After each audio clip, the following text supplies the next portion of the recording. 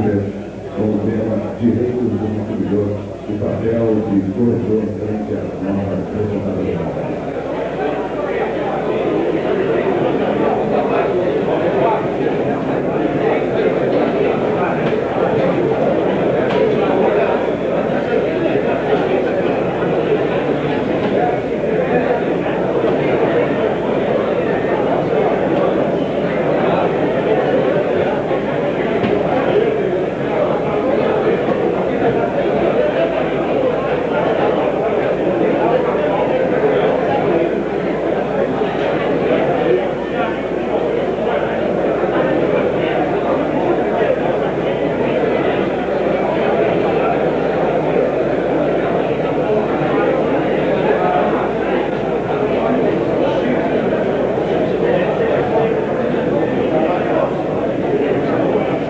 Congresso Nacional de Condutores de Seguros.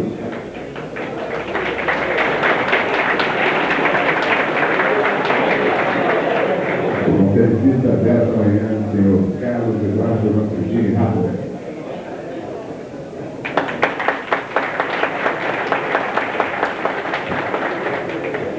Com igual satisfação, convido para a comparecencia o senhor José Solero Filho, Paulo Giger e José Gomes de Souza.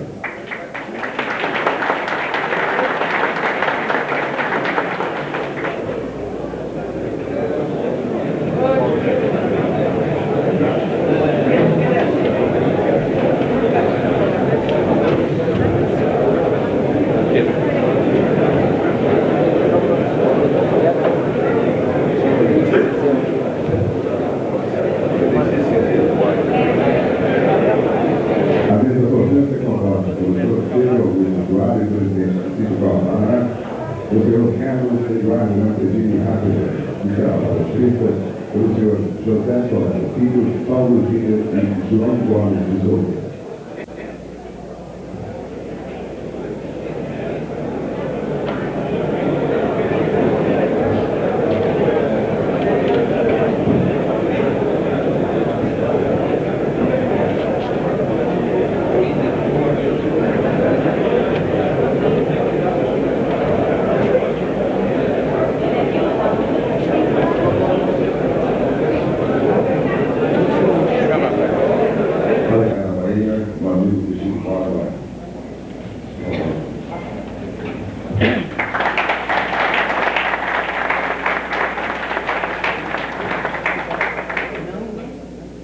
A primeira vice-presidente da Federação Nacional dos Corretores de Seguros, Ana Cor, Maria Filomena Branquinho.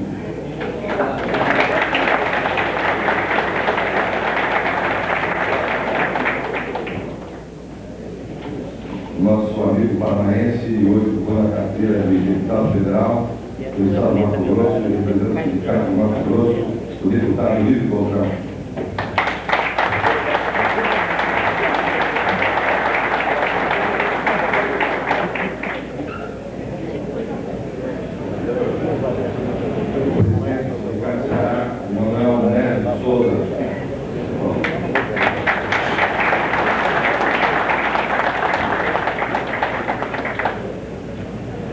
E o presidente do Sindicato de Brasília, junto aos poderes, doutor Wilson Alves Alves.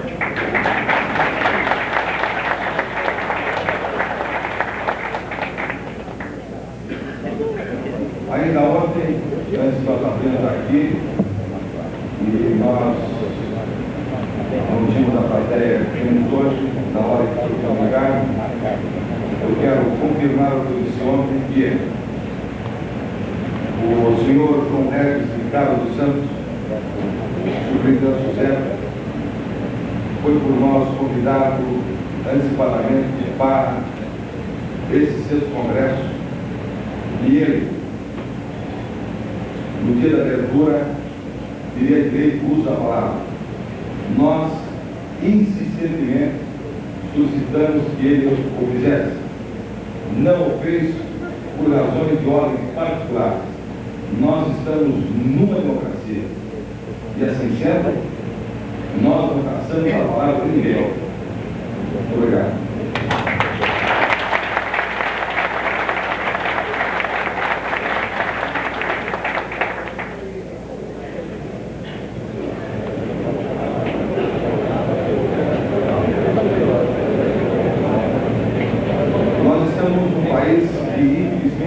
consumidor ainda não tem muito de respaldo, quer das autoridades, quer da própria sociedade.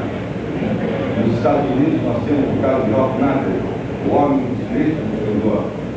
E nós, os coletores de seguros, nos preocupamos em que, a par do direito, nós, coletores de seguros, temos uma missão muito importante na defesa do homem que consome seguro, que é o nosso segurado.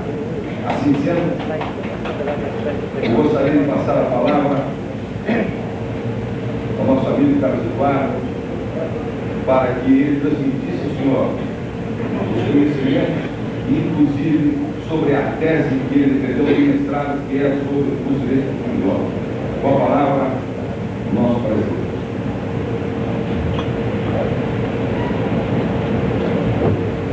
Em primeiro lugar, gostaria de agradecer as gentis palavras que foram dirigidas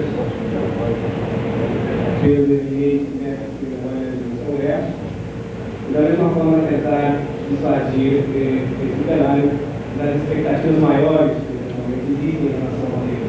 O que pretendo com o tema é meramente fornecer aos senhores considerações breves em torno do tema do direito do consumidor, sem com isso querer trazer a discussão elementos de ordem eminentemente jurídica que certamente não interessam a esse Congresso. Por outro lado, pretendo fornecer uma ideia básica do que existe em termos de direito do consumidor no direito brasileiro e tentar fazer uma aproximação com o regulamento jurídico que hoje existe, quer para o contrato seguro, quer para os corretores de seguro. Nessa linha que pretendo considerar a essência jurídica do contrato seguro em rápidas palavras, para depois entrar no tema específico, que é o direito do consumidor. Em linhas gerais, o direito do consumidor no Brasil é tema bastante recente, como também o é a níveis internacionais. Se nós podemos falar que já em 1962, o presidente Kennedy, em discurso dirigido ao Congresso do seu país, fazia uma referência expressa ao direito do consumidor como sendo um dos elementos de progresso do seu país. Isso não significa que você para cá não esteja tratado de um tema velho. É um tema recentíssimo quando fazemos menção à história do direito, que muitas vezes soma 2000 anos antes de Cristo.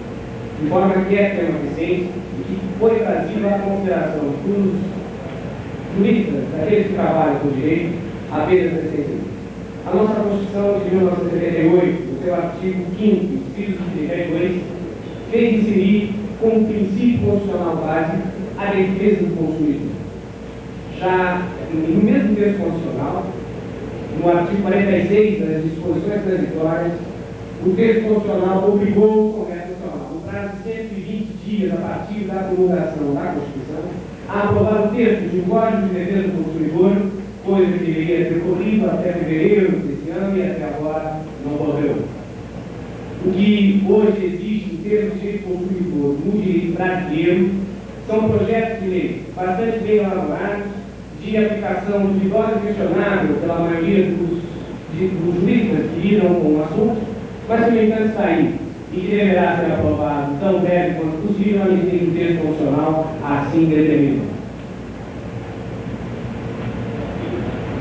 Para se ter uma ideia de como os direitos do consumidor podem ter uma influência direta na comunidade como um todo, eu me permitirei ler um trecho desse discurso de Kennedy, a que quase todos os juristas a nível internacional se referem como sendo uma das pilastras da construção do direito do consumidor dentro de todos os países, inclusive na comunidade econômica europeia.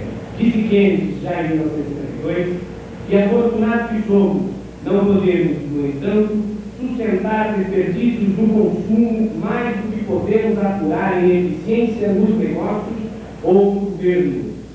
E são oferecidos aos consumidores produtos inferiores se os preços são exorbitantes, se os remédios são perigosos ou inúteis, se o consumidor é incapaz de subsistir em bases informadas, então seu dinheiro é desperdiçado, sua saúde e segurança podem estar ameaçadas e os interesses nacionais são afetados. De outro lado, o aumento dos esforços para fazer sua renda o melhor uso possível, pode contribuir mais para o bem-estar de muitas famílias que equivalentes esforços para aumentar as suas respectivas rendas.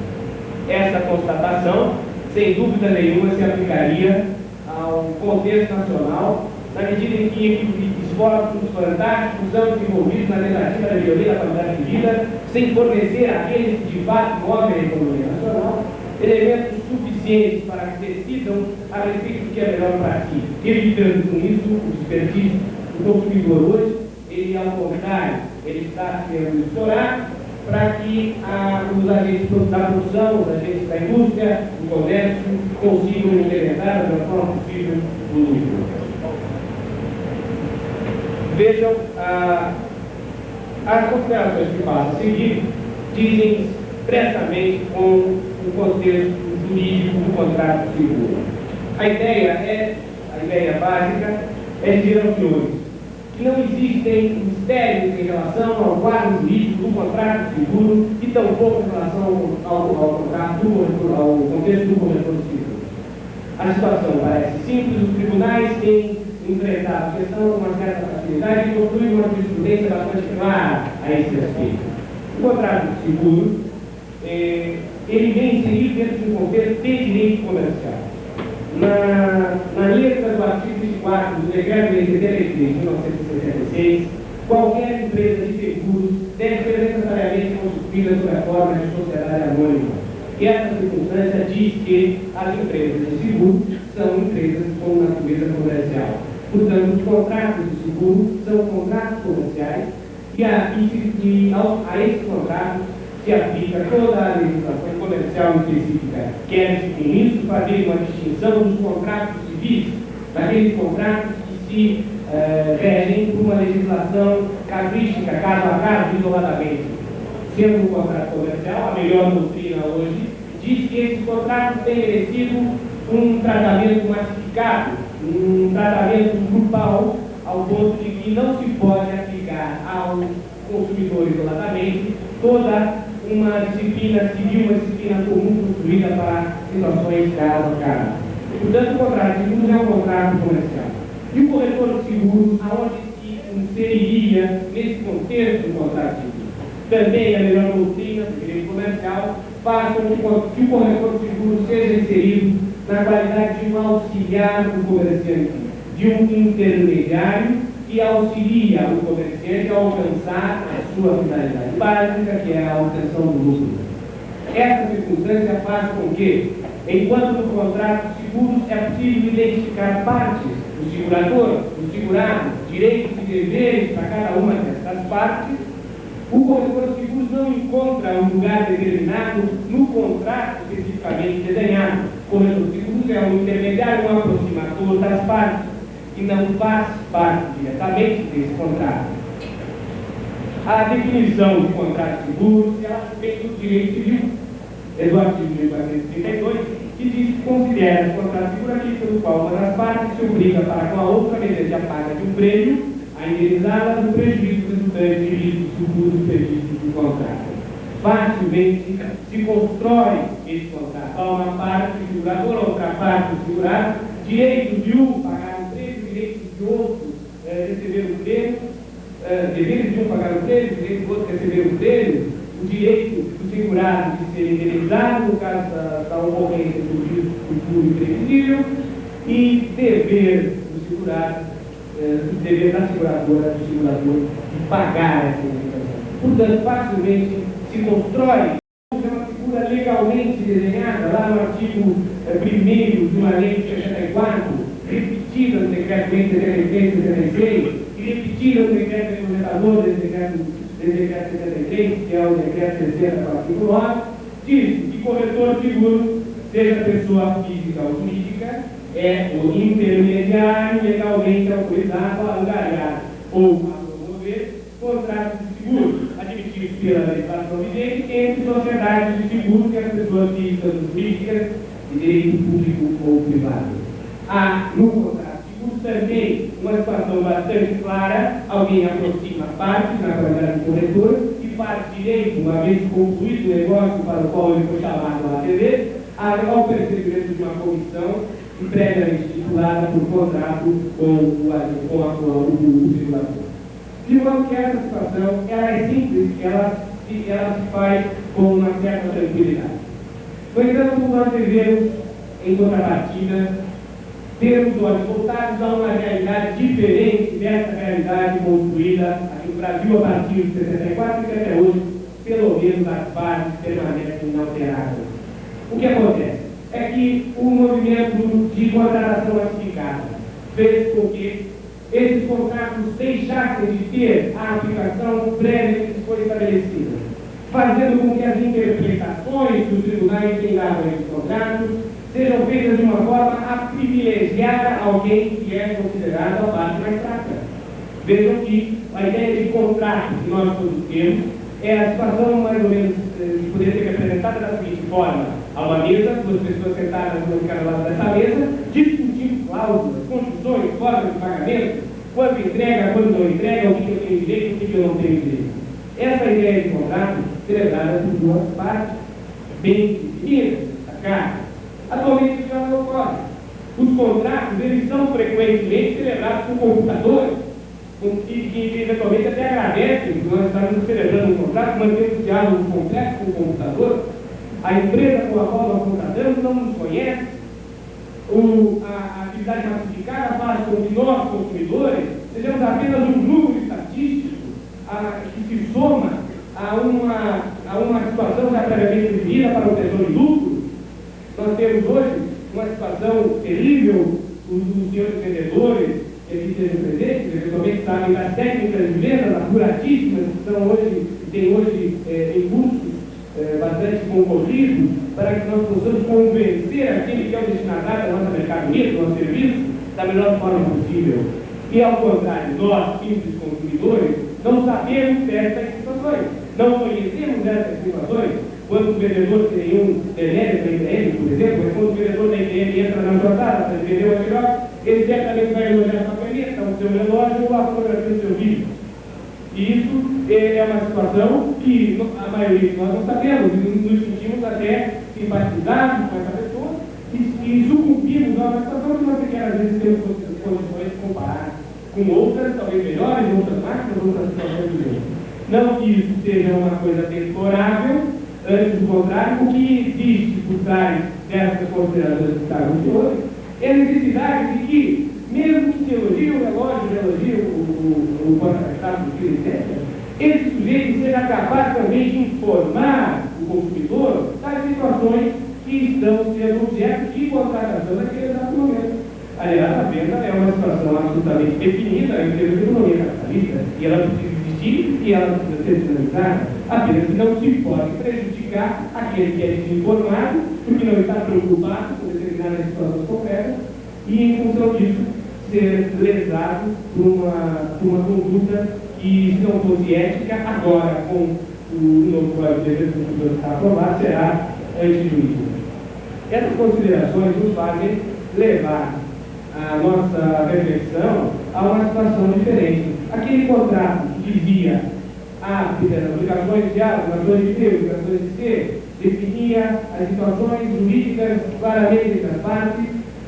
Nesse contrato se privilegiava um princípio de direito bastante conhecido, que era a autonomia da vontade, também retirado de Fomando com uma expressão, um princípio que se chama pacta sunt servanda. Através desse princípio, nada mais quer dizer de que aquilo que está no contrato é lei entre as partes. É óbvio que o princípio da autonomia pressupõe que determinada pessoa esteja livre para expressar o seu consentimento num determinado momento. E que aquilo que esteja no contrato também, em princípio, valha como lei entre as partes. Mas essas considerações mais abrangentes que diz fazem com que esses dois princípios basilares do direito privado não sejam mais aplicáveis de uma forma tão absoluta, ao ponto de os tribunais de todos os países do mundo estarem interpretando a norma de uma forma mais benéfica àquele que se vê envolvido no contrato dessa natureza.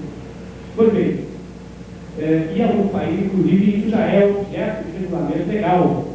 Na Alemanha, por exemplo, na Inglaterra, existem leis que específicas para as cláusulas abusivas dos contratos, as práticas comerciais abusivas, tornando determinadas cláusulas nulas de pleno direito, desde que feridos esses direitos básicos do consumidor. Bom, especificamente na parte técnica, o direito do consumo ele deve ser idealizado através de um determinado conceito. Para que serve esse negócio? Em vez de falar de uma forma técnica, podemos falar dessa palavra. Para que serve o direito do consumo? Bom, de uma certa forma, para recepcionar todas as perplexidades que surgem desses contratos sobre os quais já falamos. Mas de outra forma, serve o direito do consumo para proteger o consumidor. E a proteção do consumidor se faz através de toda uma estrutura jurídica que é recente construída e que hoje, na Europa pelo menos, é objeto de regulamentos específicos e diretivas da Comunidade Europeia.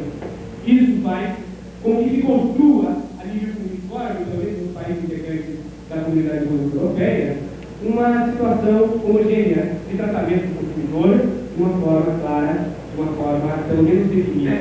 Né? Bom, e essa estrutura de consumo tem outras finalidades, além dessa determinamento específico, proteger o consumidor, ou, do outro lado, enfrentar um regulamento jurídico específico dos atos de consumo. No meu modo de entender, e também uma boa parte já pensaram sobre esse assunto, o direito do consumo ele tem uma finalidade maior, que é a de racionalizar, de melhorar o comportamento dos consumidores. E quando se tem a notícia de que um direito de consumo é construído para racionalizar o comportamento dos consumidores, se alcança aí agora um ponto de interseção muito importante para os efeitos dessas considerações que trago agora, que é o corretor de seguros, no contrato de seguros, sendo obrigado, pelo menos tendo a disposição de passar àquele que lhe adquire um bem, que lhe adquire o serviço, no contrato de seguros, todas as informações possíveis a respeito daquele serviço que é passado. Além disso, e uma parte que será certamente deixada ao lado, é que eu não poderia deixar de referir porque é um assunto que me traz especial consideração, que é o problema do direito do consumo como modo de proteção dos consumidores de países do terceiro mundo. Não fui eu quem me referi, e sim pelo menos 5 autores de países da Europa e dos Estados Unidos, ao fato de que os países do terceiro mundo têm hoje se constituído num cenário onde os países do primeiro mundo depositam as suas mercadorias, os seus produtos, os seus remédios, que não têm aceitação no mercado do primeiro mundo. Nós somos hoje receptadores, por assim dizer, na palavra, de mercadorias proibidas, de remédios proibidos, de leite estragado ou de carne estragada, que é aqui depositada. O direito do consumo, uma vez bem orientado e sedimentado dentro de cada país, permitirá que com a estandardização dos produtos e dos serviços, que é mais difícil, mas vamos assim falar, com a estandardização dos produtos, se possa, aqui dentro do Senado brasileiro, se proteger cada vez mais o consumidor nacional, para que não sejamos cobaias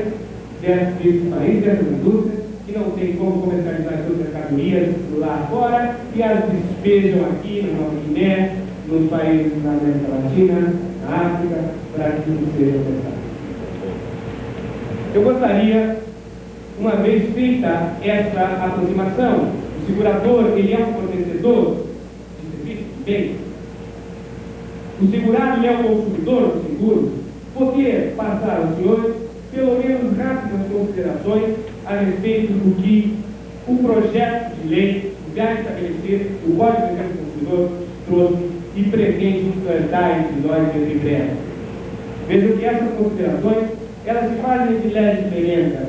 Não há ainda entre nós, a despeito da ordem constitucional de ter que implantar esses direitos brasileiros, um Código de Defesa do Consumidor a partir do dia dado por uma Constituição, não há uma lei específica sobre esse assunto.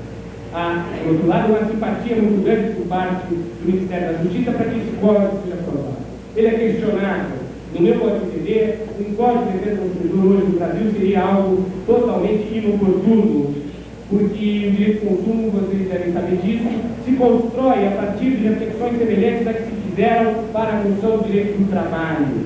O trabalhador se organizou e, através de conquistas paulatinas e políticas conseguiram um regramento jurídico que lhe dá cobertura para o exercício da sua atividade. Se quis, com a mesma forma, identificar o consumidor como um construtor de uma política própria, só que não há essa condição, não há esse requisito histórico capaz de dizermos que o consumidor está historicamente plantado para erguer o ordenamento jurídico semelhante a um código de defesa do consumidor, seria alguma coisa como a CLT dos trabalhadores. Não há um processo histórico, não há um processo político sério de conscientização do consumidor. Isso é uma coisa de pobre, isso é uma coisa de gente que não tem o que fazer, não eu sei muito bem o que eu faço, mas a grande maioria há de convívio que o consumidor ele é de fato explorado, mas não está consciente dessa situação. Esse Código de Defesa do Consumidor parte da premissa de que, como disse Kennedy, consumers by definition are all us. Consumidor, por definição, somos todos nós. Em algum momento, todos nós consumimos alguma coisa e vamos consumir ainda muita coisa. Por essa razão é que o artigo 2º do projeto estabeleceu que consumidor é toda pessoa física ou jurídica que adquire ou utiliza bens ou serviços como destinatário final. Esse seria o segurado com o qual nós diariamente tratamos. Já o fornecedor, e aí há uma comunhão de situações, seja do segurador, seja do corretor, porque o corretor é quem aparece na frente do segurado e com ele contrata, seria considerado fornecedor dos termos do projeto. Fornecedor de bens e serviços é qualquer pessoa, quer seja industrial, portador, comerciante, agricultor, pecuarista, prestador de serviços de qualquer natureza, a título individual ou societário, ou seja, individualmente ou através de uma empresa, bem como o Estado e outros organismos públicos descentralizados ou não, empresas públicas de economia mista, concessionárias, serviço público e outras entidades privadas ou públicas que desenvolvam atividades de produção, montagem, importação, distribuição ou comercialização de bens e prestação de serviços, inclusive os de natureza bancária, financeira, de crédito e securitária, salvo decorrente em relação de caráter trabalhista. De modo que o segurador e o corretor de seguros estão abrangidos pela definição de fornecedor que foi colocada no artigo 3º desse projeto. Do conhecimento dos senhores, esse projeto aprovado, por mandado fazer pelo então ministro Glossar, que nomeou uma comissão específica para elaborar esse código e que foi encampado pelo deputado Michel Temer, na Câmara dos Deputados, e que hoje constitui uma das principais contribuições para o direito do consumo. A outra contribuição também importante é a contribuição que o deputado Geraldo Alckmin Filho também atribua a esse consumo.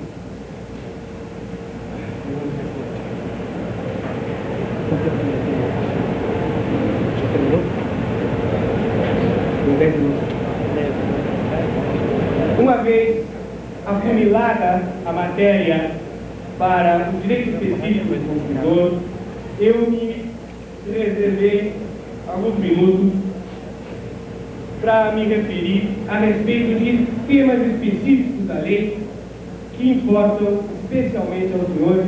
Em primeiro lugar, o artigo 16 desse projeto dirá, por exemplo, que o fornecedor de serviços responde por vícios de qualidade ou segurança que os tornem impróprios ou inadequados ao consumo ou lhes diminuam o valor, podendo o consumidor, alternativamente à sua escolha, pedir a restituição imediata da quantia ou o abatimento proporcional do preço. Vocês que são corretores de seguros, uma vez que comercializem um determinado produto de vocês que não represente aquilo que na realidade foi prometido, poderão estar sujeitos à restituição da quantia paga ou ao oferecimento de uma outra alternativa que legitimamente seja considerada como válida e adequada àquela que originariamente terá sido colocada.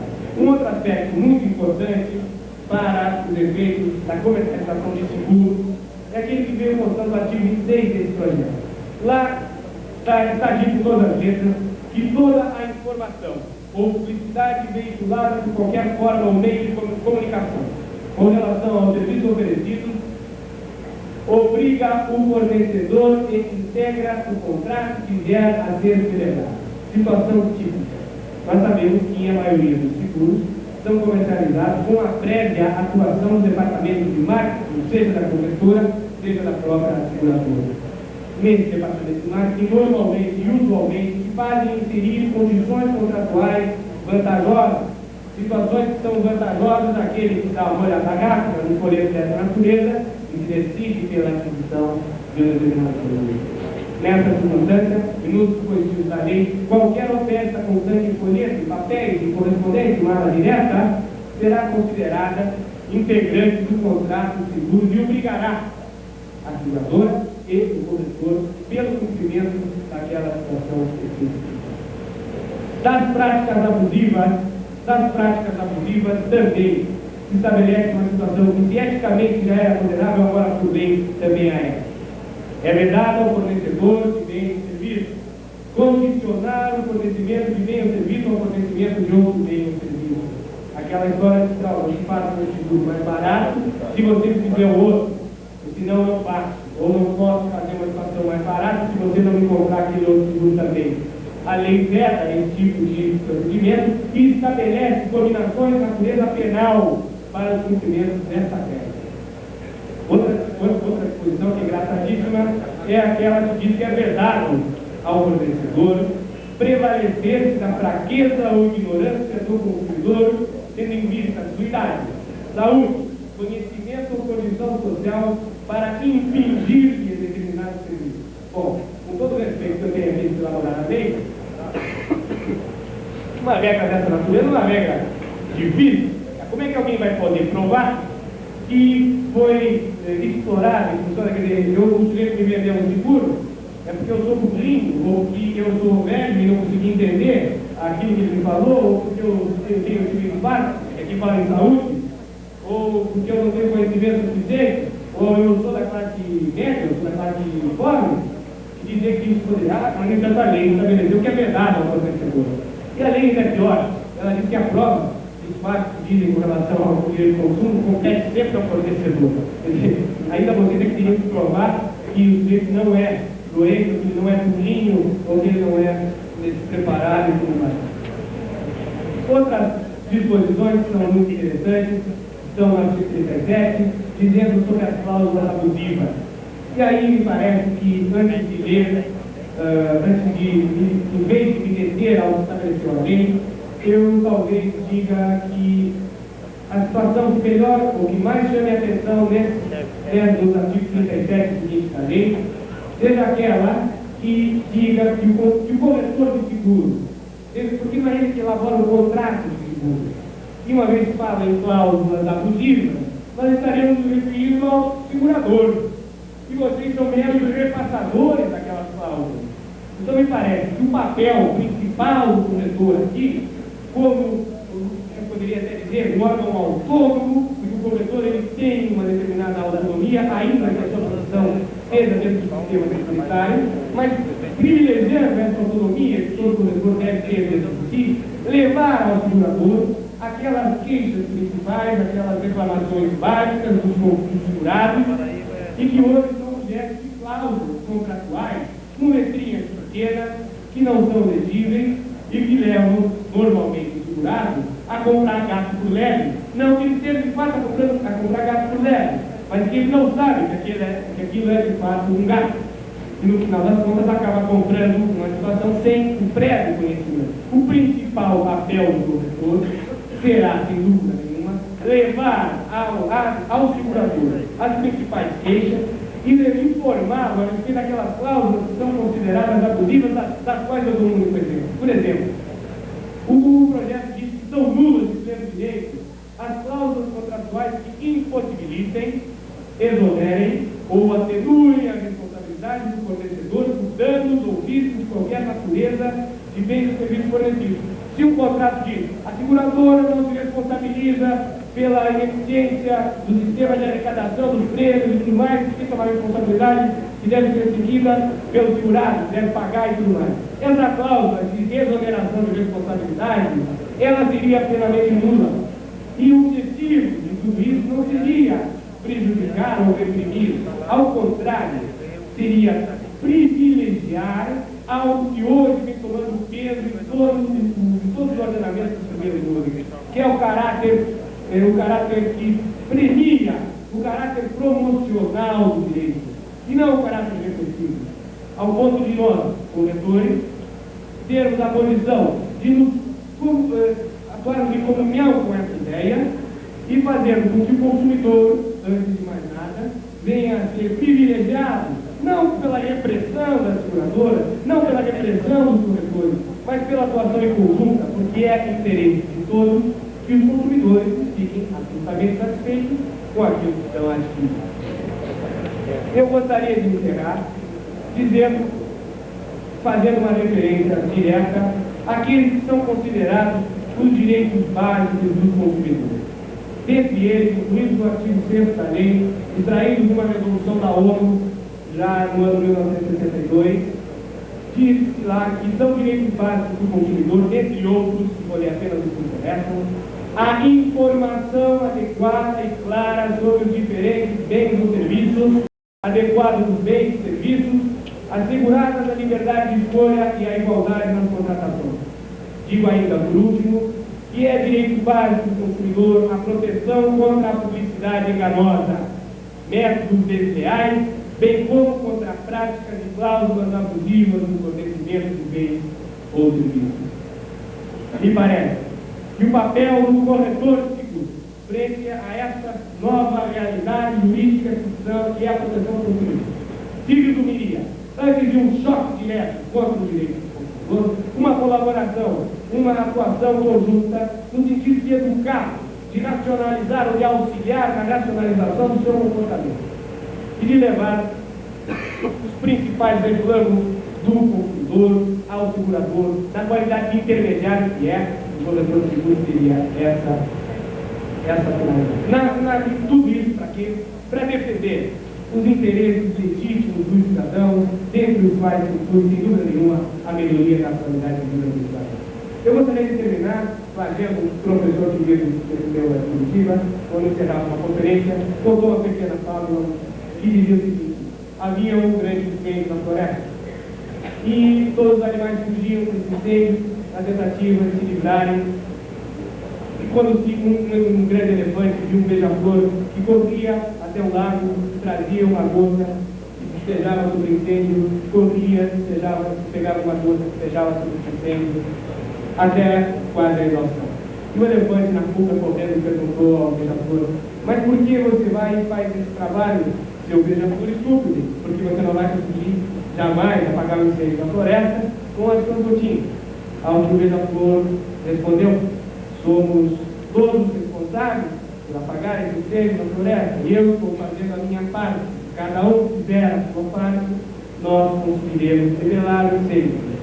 De modo que nós, advogados, corretores, nesse momento bastante sensível da nossa situação no Brasil, no contexto nacional, jurídico, que não dizer, porque é um caos da mesma forma na política, devemos nos posicionar tais como beija-flor. E dessa forma, de alguma forma, tenho certeza que cada um dando a sua pequena colaboração, teremos condições de erguer esse país e transformá-lo naquilo que talvez nossos filhos poderão usar e será um país melhor, mais gostoso, mais feliz e com a melhoria da qualidade de vida para todos. Era o que eu queria dizer e muito bem.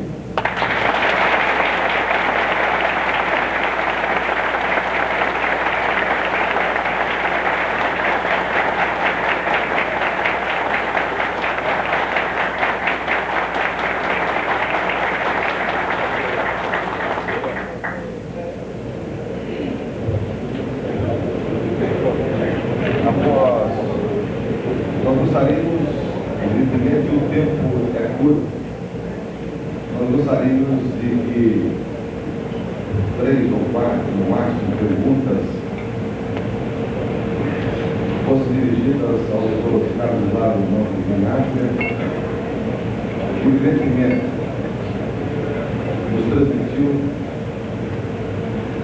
um pouco da sua tese de mestrado recentemente realizada. trazer ensinamentos. Nós, corretores seguros, teremos que realmente tomar cuidado em defesa daquele que nós convivemos diariamente, que é o segurado. Eu deixaria aberta a poucas pessoas, por favor, a palavra que ele dirigiu alguma pergunta ao nosso conferencista, Dr. Carlos Barros, inclusive ao nosso amigo Camelo.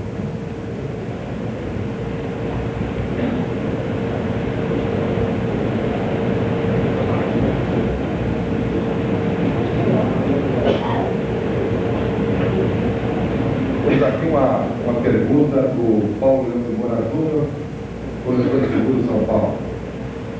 Doutorado, com a acelerada evolução da economia, indústria e comércio, a função dos corretores de seguro vem se multiplicando também. Não é mais um mero vendedor. De fato, é um prestador de serviços e não mais um simples vendedor e intermediário mencionado em lei. Nessa condição, não está a sua responsabilidade perante o consumidor substancialmente aumentada?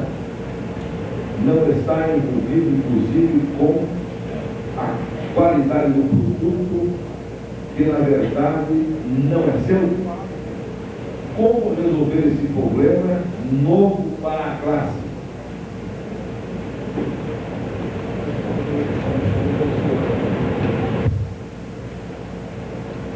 A pergunta do Sr. Paulo Leão de Moura Júnior, sem dúvida nenhuma, muito profunda, me dá a chance de fazer algumas considerações complementares.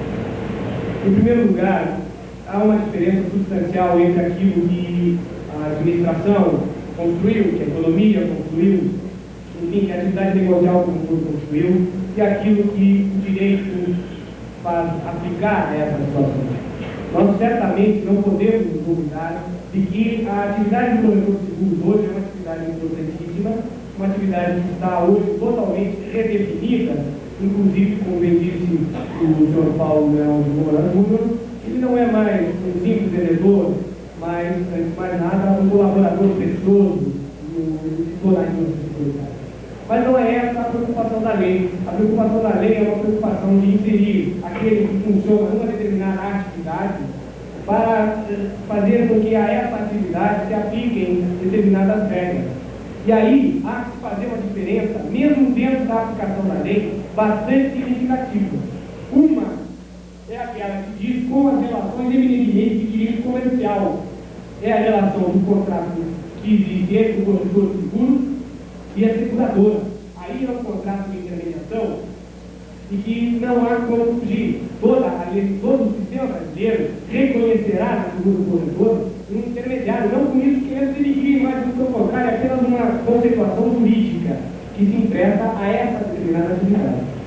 Esse é um tratamento que a lei presta ao corretor de seguros. Há um outro tratamento que a lei presta, mas que é um tratamento diferente, que é um tratamento de direito de consumo.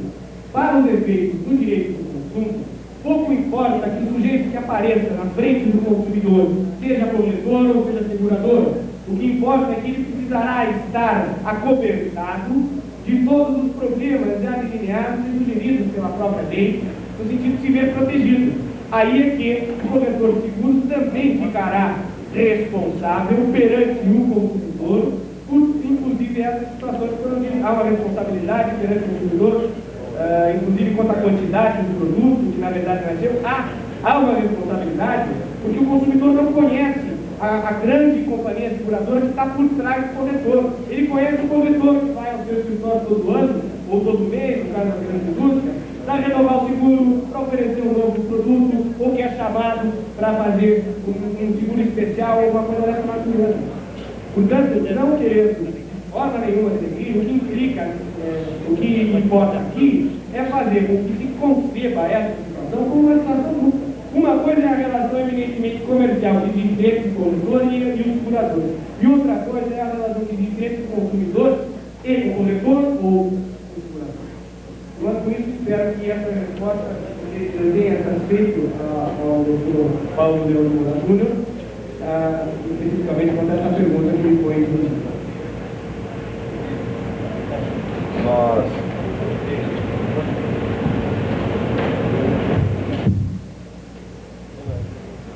o senhor já está empregado pela pergunta e pela sugestão, aliás, pela sugestão do César Rodrigues. Ele diz o seguinte, que as entidades de seguro, juntamente com as seguradoras, os corretores, têm o primeiro passo contratando trocar as guardas para uma administração própria, onde seguradoras limitam as obrigações e os corretores e os segurados. Então fica aqui já um motivo para uma futura contratação. Outra pergunta do Dr. Paulo de Moura, que é corretor de seguros de São Paulo. Doutorado, na sua colocação de que a lei futura impede a limitação de responsabilidades em contrato, como ficam as cláusulas restritivas de cobertura no contrato de seguro, assim como as cláusulas de obrigações mútuas? Também é uma pergunta interessante e que essa fica também no campo jurídico, em termos de nós fazermos a ela a aplicação direta do que vier aqui do Código de Defesa do Consumidor. Eu bem disse que lá no artigo 37 e seguinte do projeto, existem determinadas cláusulas contratuais que são consideradas abusivas. Eu não conheço o conteúdo dessas cláusulas de limitação de responsabilidade restritiva de cobertura no contrato de seguro. Eu não conheço a relação dessas cláusulas especificamente. No entanto, o que se pode dizer é que o trabalho do Ministério Público, aquele que for fazer a exegese desse contrato e aplicá-lo à lei, deverá certamente confrontá-la com o conteúdo do artigo 37 seguinte do projeto, né, ou da futura lei. Lá diz, por exemplo, que uma cláusula que subtrai ao consumidor a opção de reembolso da quantia paga nos casos previstos na lei é uma cláusula considerada nula de pleno direito. Também é considerada uma cláusula nula de pleno direito a cláusula que transfira a responsabilidade a terceiro. O segurador, por exemplo, diz, não, se acontecer isso, quem vai ser responsável vai ser o fulano e tal, ou coisas do gênero. Na verdade, isso é nulo se essa lei for aprovada. Outras cláusulas que seriam consideradas nulas seriam aquelas que estabelecem obrigações iníquas, lesivas ou de qualquer modo abusivas aos interesses dos consumidores. Dá para ter uma ideia de que essas cláusulas elas deverão sofrer um trabalho de interpretação muito grande. Por quê? Porque a letra da lei, o tipo legal, a forma pela qual o legislador escolheu para descrever esse tipo de cláusula é uma forma muito abrangente. E deverá sofrer, no meu modo de entender, um melhoramento que será, sem dúvida nenhuma, fornecido pelos tribunais. Os tribunais, de fronte a uma cláusula, e colocar essa cláusula em comparação à lei, deverá dizer se aquela cláusula é abusiva ou não. Isso será objeto de discussões futuras no judiciário. O que não se pode esquecer e olvidar é que existem determinados direitos básicos dos consumidores e que esses direitos estão relacionados à lei, sob a forma, inclusive, de unidades de cláusulas contratuais consideradas abusivas. Portanto, eu não me arriscaria a dizer que as cláusulas que estão no contrato de seguro e que foram colocadas nessa pergunta são cláusulas nulas, porque não conheço de fato o conteúdo específico dessas cláusulas, que ademais pode variar de companhia para companhia. No entanto, uma vez que essas cláusulas devem a essa interpretação, poderemos dizê-las nulas em termos de uma observação. O que aqui estou a falar é uma mera notícia desse projeto de lei. Isso não significa que eu esteja de acordo com o Código de Defesa do Consumidor, que é uma regra feita anterior. Nós hoje não temos uma cultura construída para que possamos executar o Código de Direito do Consumidor. Aqueles que estão trabalhando pela instituição do Código estão sustentando a ideia de que, como tem o Código mal, menos mal com o Código, então algum tipo de proteção, nós já iniciaríamos a dar com o Código de Defesa do Consumidor. Nós temos uma última pergunta aqui, gostaria de estender a palavra ao Modesto Solero também, para uma considerações finais, e uma pergunta procedente do nosso companheiro, presidente do sindicato do Pará, do João Valençoso. Senhor Carlos Eduardo, na sua opinião, em se tratando de Brasil, qual o estágio do processo de conscientização do consumidor? Quais as evidências deste estágio?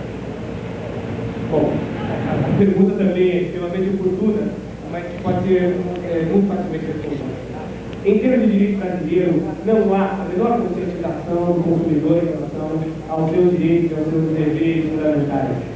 os estágios que nós deveremos passar até que isso aconteça, na minha opinião, são objetos daquela historinha do beija-flor. Cada um de nós deve fazer alguma coisa para que nós alcancemos só uma ideia, só uma referência breve. Existe um professor na Alemanha chamado Heinrich von Hippel, é um professor do Instituto Max Planck de Direito Comparado e Internacional de Eduardo. Esse professor ele se especializou na defesa dos mais fracos. E na defesa dos mais fracos ele incluiu os consumidores. Ele incluiu, portanto, aqueles que parecem hoje desprotegidos em função de todo o sistema econômico, político econômico construído, e tenta dar a eles um tratamento diferenciado de proteção. Eu acho que, isso é uma opinião pessoal, nós temos muito a caminhar, o estágio hoje é pequeno, e nós podemos apenas ter algumas referências de grandes empresas, e na maioria delas multinacionais, que já estão se preocupando com a proteção do consumidor. É muito comum, por exemplo, nós encontrarmos, eu sei disso porque meu filho gostava de sucrilhos, por exemplo, e no pacote de sucrilhos do Kellogg, tem lá escrito, tem uma central de atendimento ao consumidor. A Nestlé, não estou fazendo nada, mas a Nestlé também tem um atendimento, aqui bom, tem um atendimento ao consumidor. Isso nada mais representa, e reflete a preocupação das grandes empresas contra aquele que poderá trazer atrapalho. Eu acho que ninguém aí está sendo bondoso. Nos Estados Unidos isso já traz atrapalho. Na Alemanha, na Inglaterra, já traz atrapalho. O consumidor que lança uma reclamação dizendo que aquele produto é ruim, é uma porcaria, é óbvio que ele está lesando uma companhia inteira. Então o sujeito já está preocupado em não ter o seu produto denegrido, o seu serviço denegrido, se antecipando e informando o consumidor para que ele não tenha de reclamar. E é nessa linha que eu acabo dizendo que há uma comunhão de interesse. Alguém diz, não, mas o consumidor veio aqui para atrapalhar o desenvolvimento da atividade econômica, lucrativa. Não, ao contrário, nós somos todos consumidores e temos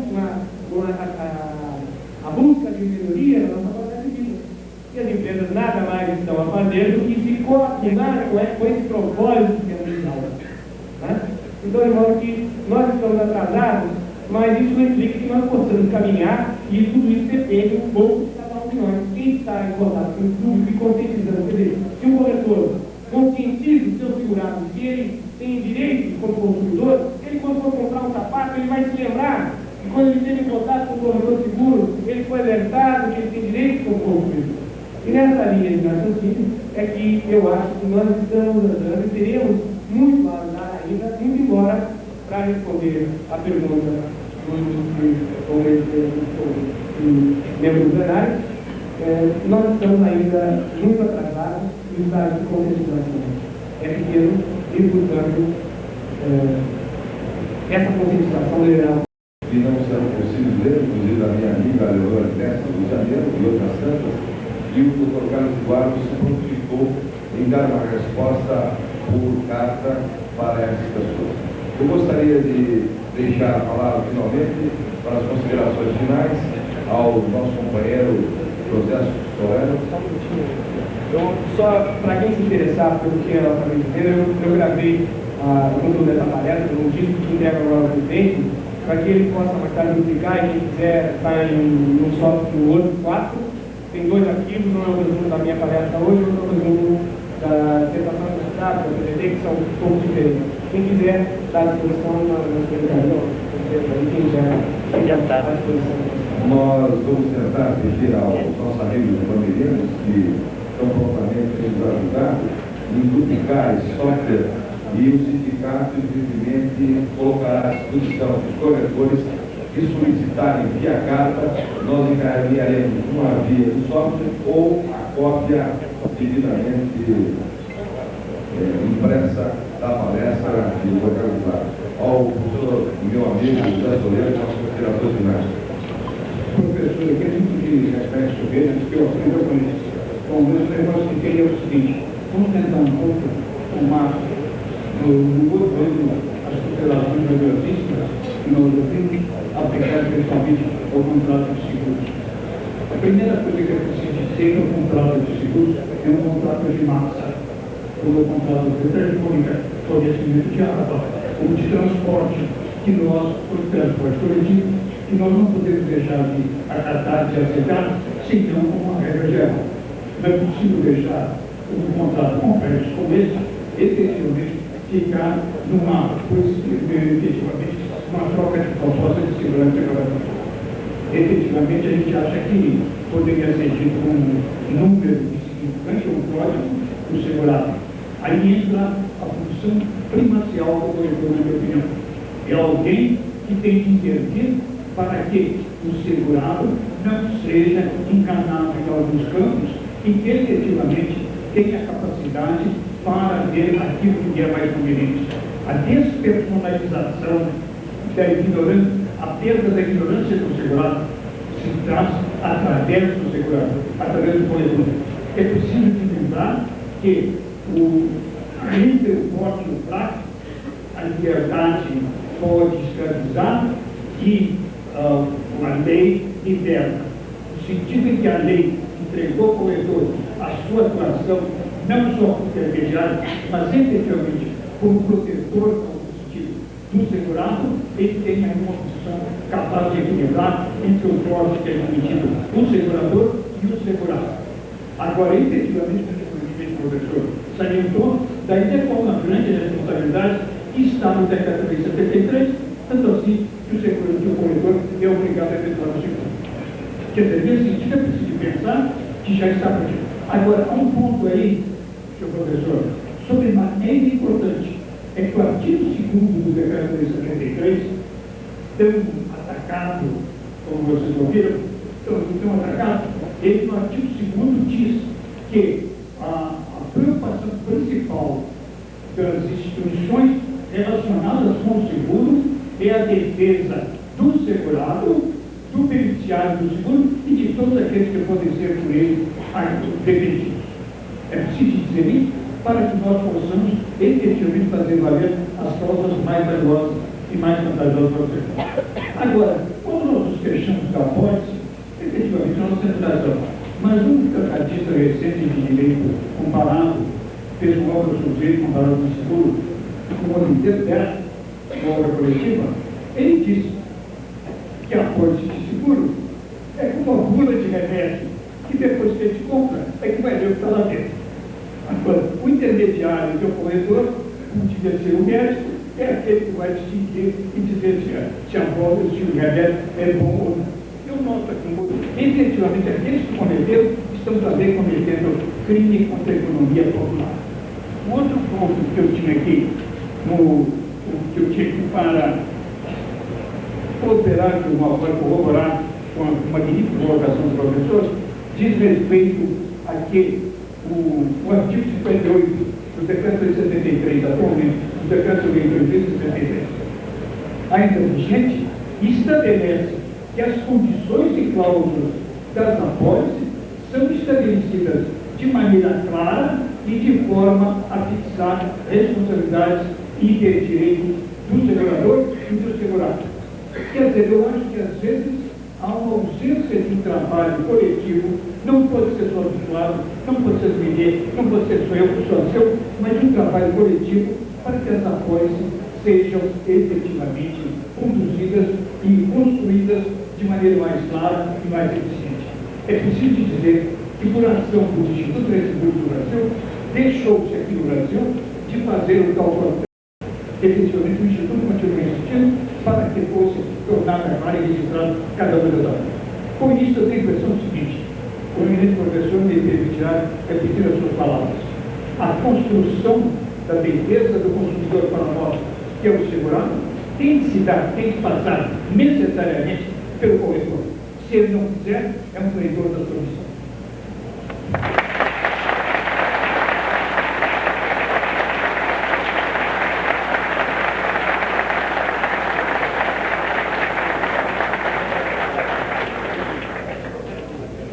amizade que me une a este jovem menino Kubler, né? Que é uma das grandes cabeças e muito nos auxiliou aqui. Solero, mais uma vez, veio dar esse texto brilhante. Mas o que eu queria trazer a vocês e ressaltar que hoje, essa terça-feira, para nós, é um dia muito importante. Nós teremos agora, em seguida, a palestra do professor Kleber. Nós teremos a tribuna livre. A tribuna livre nos congressos de corretores de seguros tem sido não só uma válvula de escape, mas tem sido uma maneira do grande público corretor de seguros conhecer todos os problemas que nos afligem, quer lá em cima, aonde o João do Pará, o Edir, é presidente do sindicato do Amazonas, o Sérgio Pedro, no Rio Grande do Sul, pertinho de nós, com o Cláudio Simão, o Otávio, do Rio de Janeiro, o Nilson, aliás, o Otávio de São Paulo, o Nilson Caim do Rio de Janeiro, Francisco, lá em Minas. É nessa hora da tribuna livre em que nós hoje vamos fazer uma inovação a pedido das lideranças. Teremos uma parte da tribuna livre somente aos corretores de seguro.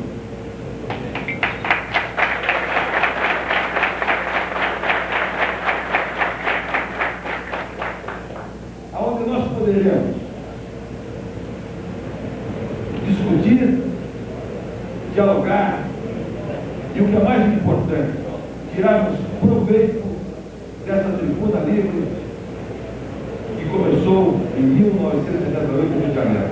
Agora nós pedimos então que o professor Kleber viesse para a sua palestra enquanto nova mesa constituída. E muito obrigado a vocês.